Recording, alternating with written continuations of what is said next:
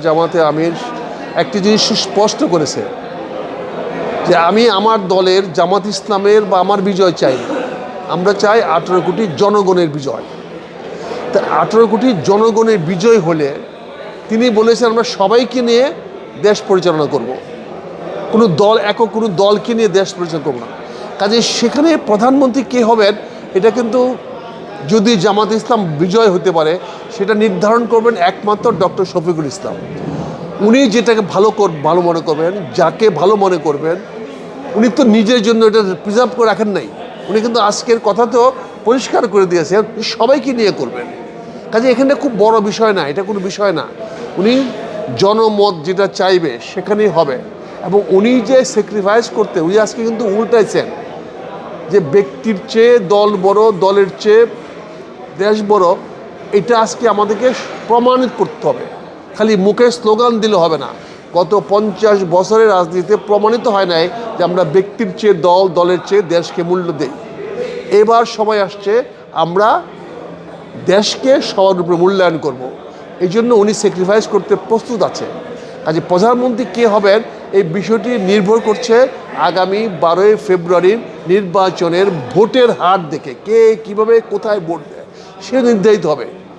অনেক দল তো আছে, এখানে কিভাবে হবে সেটা দেখেন। উনি তো ত্যাগ স্বীকার করতে রাজি আছেন। তারেক রহমানকে এখনও বাংলাদেশের মানুষ একজন পরিপক্ক রাজনীতি হিসেবে মনে করে না। এখনও তিনি তারুণ্যের অহংকার। ওনারা যুবমন্ত্রী বা যুব উন্নয়ন মন্ত্রী এই ধরনের মন্ত্রিত্বে ভালো করতে পারবে, কিন্তু এটা দেশের প্রধানমন্ত্রী মানে দেশের জনগণ অভিভাবক। দেখেন শেখ হাসিনা কিন্তু জনগণের নেতা হতে পারেন নাই। সে সরকার প্রধান হইতে পারছে কিন্তু জনগণের প্রত্যাশিত প্রধানমন্ত্রী হইতে পারে নাই। সে 3-4 প্রধানমন্ত্রী হয়েছে, তার মধ্যে খেলুমি ছিল, ছেলেমেয়ে ছিল, সম্মানবোধ ছিল না, কারোর প্রতি শ্রদ্ধা করতো না, মানুষকে মূল্যায়ন করতো না। দুর্ভাগ্যক্রমে আমার নেতার পুত্র, কাজে আমি খারাপ বলতে পারি না, কিন্তু এখনও প্রপার গ্রুমিং হয় নাই।